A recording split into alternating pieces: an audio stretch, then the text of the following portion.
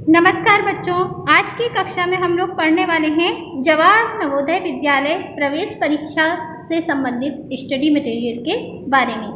हम सभी जानते हैं जवाहर नवोदय विद्यालय राष्ट्रीय शिक्षा नीति 1986 के अनुसार भारत सरकार के द्वारा प्रारंभ किए गए थे। वर्तमान में जवाहर नवोदय विद्यालय 27 राज्यों और 7 संघ शासित क्षेत्रों में संचालित हैं।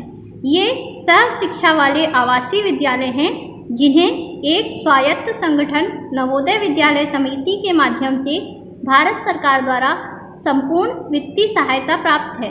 नवोदय विद्यालय में दाखिले जवाहर नवोदय चयन परीक्षा के माध्यम से प्राप्त होते हैं।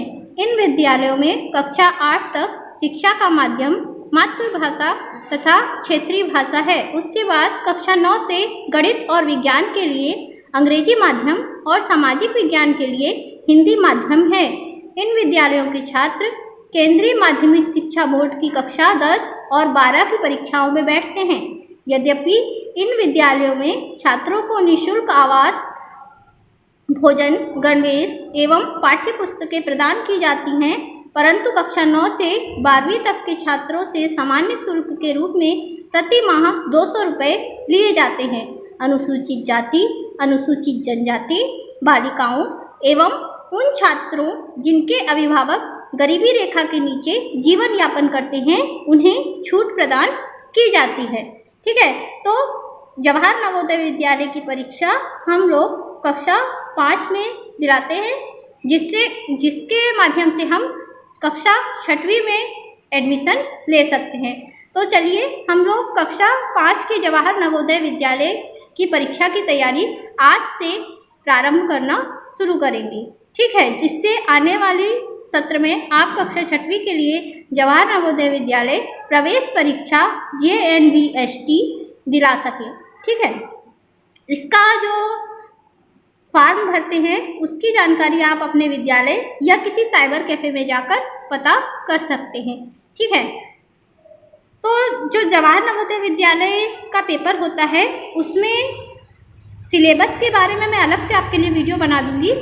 सबसे पहले हम लोग देखेंगे इस पेपर में नॉन वर्बल क्लासिफिकेशन यानी आभासित वर्गीकरण से संबंधित कई प्रश्न पूछे जाते हैं। आभासित वर्गीकरण ये एक मानसिक परीक्षण होता है जिसमें बच्चे की बुद्धिमत्ता और तात्कालिक जो उसकी बुद्धि प्रयोग करने की क्षमता होती है उसके बारे में परीक्षण लिया जाता है। इसमें भिन्न आकृतियों से संबंधित ओड फिगर्स टेस्ट होता है। इसमें ओड फिगर टेस्ट यानी भिन्न आकृतियों से संबंधित परीक्षण में क्या क्या आता है? सबसे पहले आकृतियों के बारे में पूछा जा सकता है। दूसरा, अंग्रेजी वर्णमाला के बारे में पूछ सकते हैं। तीसरा, संख्याओं की प्रकृति।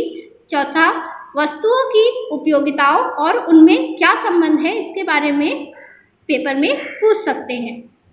ये सब किसके अंतर्गत पूछा जाएगा? आभासित वर्गीकरण के अंतर्गत। ठीक है, यहाँ पर देखिए जो सबसे पहला बिंदु है भिन्न आकृति परीक्षण का, उसमें है आकृतियों के बारे में। ठीक है, आकृतियों के बारे में क्या पूछा जाएगा? भिन्न आकृतियों की स्थिति। आपको अलग अलग प्रकार की आकृतियाँ दे दी जाएंगी और वहाँ पर उनमें से कौन सी आकृति पृथक है या कौन सी 2 आकृतियाँ समान हैं या उन आकृतियों का कैसा सीक्वेंस है, इससे संबंधित प्रश्न आपसे पूछे जा सकते हैं। ठीक है, तो चलिए देखते हैं कि आकृतियों की स्थिति के संबंध में क्या क्या प्रकार के प्रश्न पूछे जाते हैं। यहाँ पर हम इसको इस प्रकार से 5 पॉइंट में वर्गीकृत कर सकते हैं। इसके अतिरिक्त भी कुछ प्रश्नों को सम्मिलित किया जा सकता है। जैसे आकृतियों की स्थिति कैसी है, इसके बारे में प्रश्न पूछा जा सकता है। विभिन्न आकृतियों का घूर्णन करना, इससे संबंधित प्रश्न परीक्षा में आ सकते हैं। आकृतियों में स्थित रेखाओं का परिणाम, इसके बारे में भी पूछा जा सकता है। साथ ही आकृतियों का आकार और आकृति में रेखाओं की संख्या, इसके संबंधित प्रश्न भी आ सकते हैं। तो चलिए सबसे पहले देखेंगे आकृतियों की स्थिति के बारे में। आज के वीडियो में आकृति की स्थिति के बारे में हम लोग थोड़ा चर्चा कर लेते हैं। यहाँ पर आपको एक चित्र दिखाई दे रहा होगा। इस चित्र में 4 बॉक्स हैं, 1 2 3 4। चारों बॉक्स में आपको एक त्रिभुज दिखाई दे रहा है जो कि विभिन्न स्थितियों में है। त्रिभुज के ऊपरी भाग में आपको एक तीर दिखाई दे रहा होगा जो कि उसके उस भाग पर स्थित है जहां पर छायांकन नहीं है। त्रिभुज को दो भागों में बांटा गया है, एक श्वेत भाग, एक काले कलर से छायांकित किया गया भाग। त्रिभुज का जो श्वेत भाग है उस पर एक तीर स्थित है जिसका जो दिशा है वो बाहर की ओर है। अब यहाँ पर प्रश्न पूछा जा सकता है कि इन चारों त्रिभुजों में से भिन्न आकृति को पहचानिए। तो कौन सी आकृति भिन्न है? देखिए, त्रिभुजों का आकार और उसमें छायांकित भाग ये सभी चीजें समान हैं, है ना। चारों त्रिभुजों का आकार और उसका छायांकित भाग ये सभी चीजें समान हैं, किंतु तीर की स्थिति पर अगर हम गौर करें तो त्रिभुज क्रमांक 3 में तीर की स्थिति बाहर की ओर न होकर त्रिभुज के अंदर की ओर या कह सकते हैं त्रिभुज के शीर्ष की ओर है।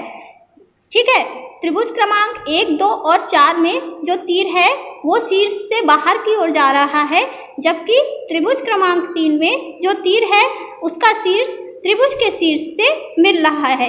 इस प्रकार आकृति क्रमांक 3 बाकी आकृतियों से भिन्न है। ठीक है, तो आज के वीडियो में बस हम इतना ही बताएंगे और कल के वीडियो में हम लोग और उदाहरण आपके सामने प्रस्तुत करेंगे आकृतियों की स्थिति के संबंध में। हमारा ये वीडियो आपको कैसा लगा? अगर आपको ये वीडियो पसंद आया हो तो कमेंट बॉक्स में कमेंट करके अवश्य बताएं।